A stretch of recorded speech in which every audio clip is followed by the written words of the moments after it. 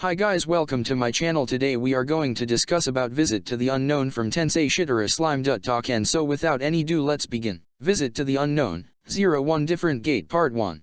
On the day of Rimuru's great escape, there were those who laughed out loud in the far depths of the labyrinth. It was Feldora and Ramirez. Feldora was in the shape of a human as he stood in front of the magic circle and laughed. Ramirez flew happily around him.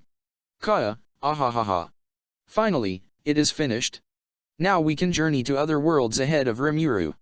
Ohoho. Encounters with the unknown. Rimuru is always so cautious about everything, so this is our chance, Master. Yes. I was thinking that too, Ramirez. At the forum that is to take place in Ingratia, a thesis on the different gate is to be revealed. However, we shall be the first to succeed before that even happens. Yes, yes. Rimuru is guaranteed to start saying, I'll go and play in that other world, so we have to go first and see what it's like. Exactly. As their conversation suggested, they had completed the procedure of opening a different gate.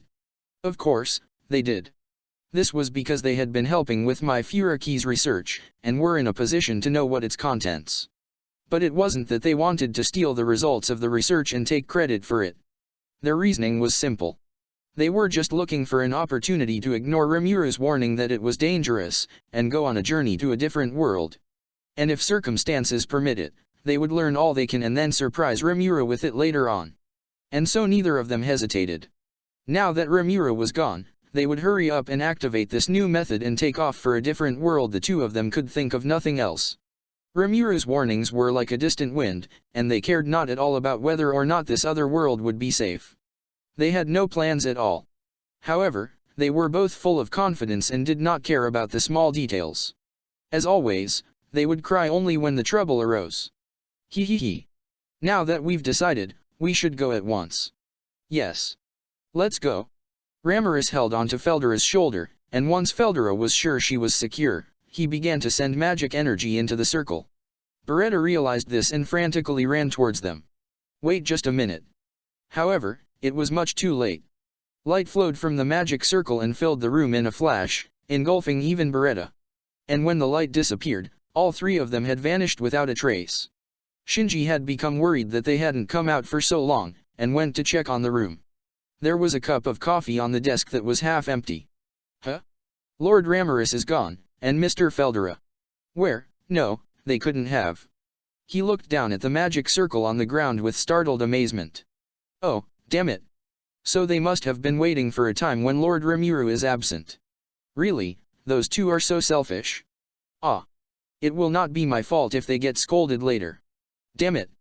He muttered in defeat. Then he worried over how he could prove that he was not involved in this. But now that he thought about it, he had only helped in the research as Ramirez's assistant. And he was not an actual accomplice. And he had evidence, including the schedule in the research journal, so there really was no need to worry. Well, it's fine then. And it will be good for them to be harshly reprimanded once in a while, or they will never learn. Shinji thought as if it had nothing to do with him. However, Shinji would find himself in danger as well, in 1 week's time. This was because Irina, who he had not heard from for a long time, would be arriving as a new research member. But Shinji could not predict the future, and so he hadn't the foggiest idea. His master was not here, and so he started to think that he could take a few days off. As for the encounter with Irina that awaited him, it was a story that only God would know. To put it simply, the different gate had been opened. And as the three of them had gone through it, they came out into the land of a different world. Well, maybe they didn't quite land, to be precise. Gayah. Have we been thrown out into the sky? Hey, master. We're falling. We're falling. Kaa, ha ha ha. Well, I cannot fly well. But we won't die even if we fall. Now, hold on tight. Huh? What? The three of them had been thrown from a point that was 300 meters above ground. Feldora, Ramirez, and Beretta. It wasn't as high as it could have been, and they hit the ground in less than 10 seconds. The ground approached them even as they talked, and they made contact with a thunderous crash. What a shock. Master, what do you mean you can't fly? Well, energy seems to be very thin in this world. I couldn't move like I wanted. Now that you mention it, the power of spirits is weaker here as well. Hey, What does this mean? Ramiris said in shock after hearing Feldera's explanation. However, Feldera seemed confident. The impact upon landing had done nothing to them, and he began to take stock of the situation with calm movements. Ramiris also looked around with deep curiosity. And then, right in front of them, Beretta slowly floated downwards. Oh, dear. This is exactly why Lord Rimuru said we must be careful. Well, it's too late now. But don't blame me if he is furious about it. What? Beretta. Why are you pretending to be some goody two-shoes that has nothing to do with this? You're our accomplice in crime. Ramiris frantically tried to implicate Beretta, but it would be hard to say that she succeeded. Beretta stayed calm and ignored her words. And just like Feldera, he began to look around and inspect this world they had come to.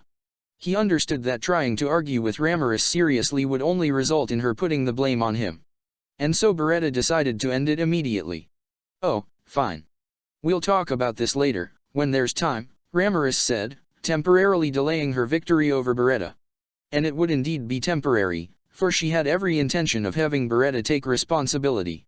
It was done in the spirit of wanting to lessen the degree of anger directed towards her. Feldera was in total agreement concerning this, and so Beretta's position here was very dangerous. Honest people are not always rewarded for being honest. And as someone who had known Ramiris for a long time, Beretta had experienced this firsthand. Not only that, but the embodiment of irresponsible, Feldera, was also present. While Beretta's position was bad, he was able to buy some time. After that, he would just have to tell Rimuru what really happened and prove that he was not involved, but then he realized that the situation was much more serious than he had thought. This is bad. We have lost any connection with our world. The different gate has closed. Yes. After all, we used the ample energy available deep within the labyrinth, and that's what kept the magic circle working. So it only makes sense that it could not continue to stay up in this world, where there is no energy. Hey, Master. You sound very calm, but we will be able to get back, right? What, are you serious? Beretta. What's going on here? Didn't I tell you? This is because you ignored Lord Rimuru's warning and acted on your own. Beretta said with an exasperated shake of his head. Feldera looked away and whistled unconcernedly.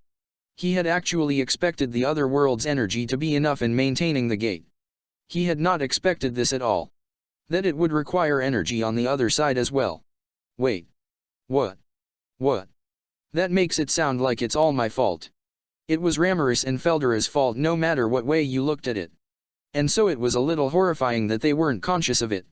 Or so Beretta thought, but he didn't waste his time voicing it. Thank you for watching. Like, share and subscribe for more content.